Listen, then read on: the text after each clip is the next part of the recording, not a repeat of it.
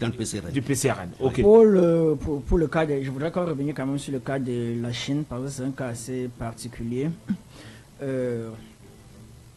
Quand la Chine a envoyé ses étudiants se former à l'étranger, et là, ils ont donné une condition, parce qu'en Chine, c'est un gouvernement communiste, les logements, c'est l'État qui donne. Grâce à ceux qui ont les logements privés, la plupart du temps, quand vous avez un certain âge, l'État estime que vous devez avoir un logement, l'État vous donne un logement. Alors, quand un étudiant part en Chine, le gouvernement chinois lui dit, si vous ne revenez pas, on expulse votre famille.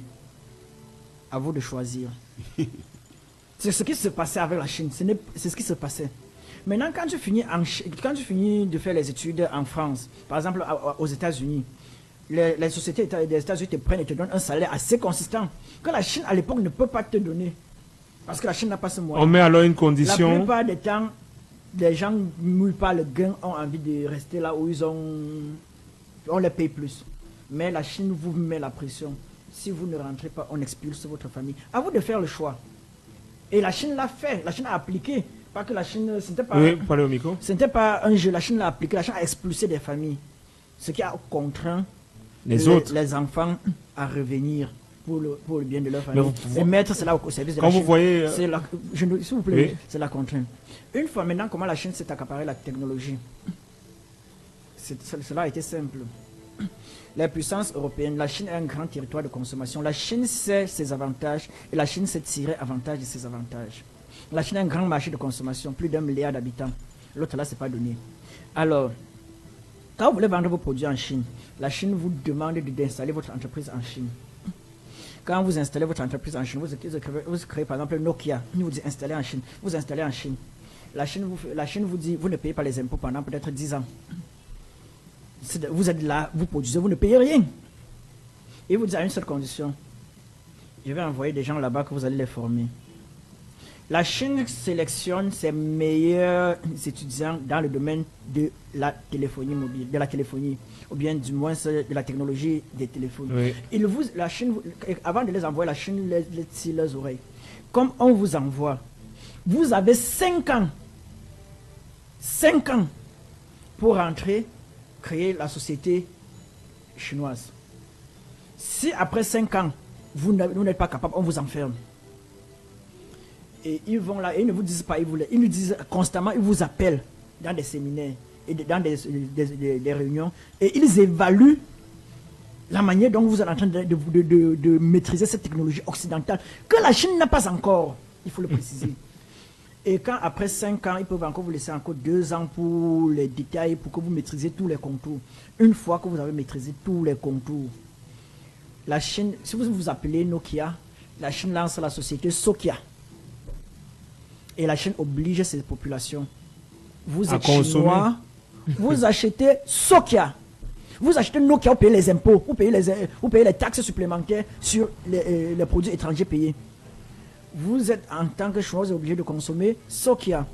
Voilà que Nokia est venu non seulement livrer gratuitement la technologie à la Chine, elle est également venue faciliter la construction de la société chinoise. Elle est venue se perdre en Chine. Voilà pourquoi l'Occident est tombé face à la Chine. Voilà la politique que la Chine a adoptée. Et justement, il y a plein de reportages où, par exemple, pour le cas de l'aéronautique, par exemple, Airbus se plaint du fait qu'il y a des avions qui ont été payés. La Chine a payé des avions, mais ces avions n'ont jamais pris les airs. Parce qu'on est allé démonter tous les appareils. Pour pouvoir étudier la technologie à l'intérieur. Parce que la Chine, c'est la technologie. Et ils ne vendent pas. Les Chinois vont être plus dangereux que les Européens. Hein. Et pour eux, alors, la protection de leur technologie est de mise. Oui. C'est la technologie chinoise, la Chine ne la diffuse pas. L'Europe a diffusé sa technologie. Mais les Chinois ne diffusent pas. Tout le monde, les Camerounais sont beaucoup pleins dans les chantiers gagnés par la Chine. Les éléments qui maîtrisent la technique se construisent la nuit. Vous vous levez le matin, vous voulez construire un pont, par exemple, vous voulez construire un pont avec la Chine, un jour on vous donne les petits travaux, vous êtes en train de travailler, la nuit vous vous rendez compte que le travail a avancé. En journée, les Chinois partent se reposer, ils dorment. La nuit, quand vous partez dormir, alors là où leur technologie doit entrer en valeur, ils le font la nuit. il y a tellement de témoignages dans ce sens-là. Ils protègent leur technologie. Oui, Sylvestre. Je crois que chaque gouvernement ou bien chaque ordre politique a ce qu'on appelle, peut développer les méthodes incitatives pour le développement économique et industriel de son pays. Peu importe ce qu'on va mettre là-dedans. Mais ce qui est sûr, il y a les méthodes incitatives. Par exemple, au Cameroun, je crois que lorsque vous créez, ou bien un investisseur vient au Cameroun, créer une entreprise, on lui donne une marge d'exonération allant de 3 ans. Je parlais de ceux qui font dans l'exploitation forestière, qui vont renouveler après les 3 ans dans leur licence d'exploitation. Donc ça voudrait dire qu'en cette période-là, on peut bien former les gens. D'abord, on a déjà formé certains Camerounais qui n'avaient aucune notion de certaines machines. Mais maintenant, quand je parlais des normes, l'État peut-être n'est pas tellement exigeant sur la qualité de machines que les uns et les autres apportent pour lancer leurs entreprises dans le pays. Ça pose un réel problème. Et en plus de ça, il y a la culture à l'amour de la patrie. Nos étudiants, pour la majorité, sont pas formés pour aimer la patrie. Sont pas formés pour cela. C'est déjà le cas de ceux qui dirigent déjà, parce que ça commence à partir du haut. Hein. Mais c'est ce que je vous ai dit. C'est ce que je vous ai dit aujourd'hui, que l'héritage qu'on a est reçu de ceux qui nous ont. Si les aînés ne sont pas patriotes, de ceux qui nous ont façonnés.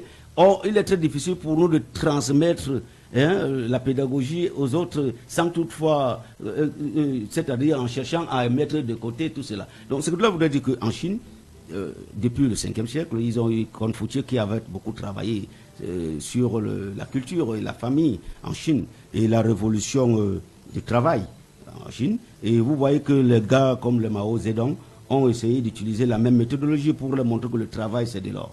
Et quand vous les envoyez à l'étranger apprendre, et vous voyez que le trésor est resté. C'est une question. Il faut dire que c'est une philosophie. C'est une philosophie. Celle de Confucius, par exemple, voilà, celle qui était transmise. Qui reviennent. Il faut aussi quand même préciser que c'est le gouvernement ne leur faisait pas la pression, il devait rester. Non, je vais vous dire quelque chose.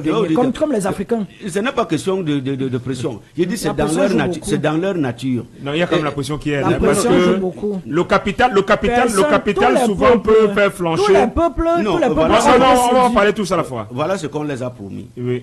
Vous partez, apprenez. Apprenez, vous allez venir, nous allons mettre les moyens en jeu, et de telle manière que votre ingénierie sera largement supérieure à ce que vous avez reçu là-bas. Et vous allez les commander. Voilà une technique d'incitation et de motivation. Quand un ingénieur sort, par exemple, en bâtiment ou bien en téléphonie mobile dans une université prestigieuse, université européenne, il pense que je m'en vais ouvrir mon atelier au pays et je peux me relancer. Or, quand il reste là-bas, il est dépendant. Mais aussi, il y a la valeur travail. On incite les jeunes Chinois au travail. C'est ce qu'on appelle le Kongqiu. Vous voyez ce que je dis, le Kongqiu en Chine, en langue chinoise. Ça veut dire faire le travail. C'est le Kongqiu. Mais est-ce qu'on ne travaille pas? Non, on ne travaille pas. Attends, je vous dis, de quelle manière. Peut-être qu'on ne travaille pas de façon efficace. Non, c'est même pas de façon efficace, mais de façon ordonnée et loyaliste. Parce que je vous dis, on travaille pour travailler, mais on ne travaille pas selon les normes régies par la réglementation. Ok, ça pose problème. Juste 2 secondes. Non, on va sortir. Vous souhaitez dire quoi? Bon, j'étais en train de dire que tout ça, c'est la volonté politique parce que les Chinois ne sont pas plus travailleurs que les Africains. C'est juste que quand les Chinois qui sont rentrés, on les a donné des conditions pour pouvoir créer des entreprises. Or, les Camerounais ou bien les Africains qui sont rentrés ont trouvé des régimes néocoloniaux qui ont plutôt cherché à bloquer leur ascension et ils ont été obligés d'aller plutôt mettre les services au service de l'étranger. Donc, c'est une question de régime politique qu'il faut changer en Afrique partout. Voilà, justement, c'est un peu ça. Je voulais qu'on dise